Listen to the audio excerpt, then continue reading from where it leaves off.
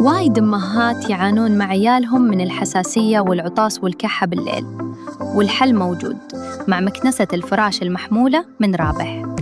نظف المرتبة من الغبار وحشرات الفراش من أول استخدام، وتلاحظين الفرق بسرعة، نوم أعمق، تنفس أريح، وصبحية غير عن قبل. حتى زوجك وربعك يسألونك شلون بيك صار هالقد نظيف ومرتب. السر بهالمكنسة اللي تعطيك راحة بال وتحمي صحة عيالك. لا تفوتين الفرصة، الكمية محدودة. اطلبوها الحين والتوصيل لين باب البيت بالكويت، والدفع عند الاستلام.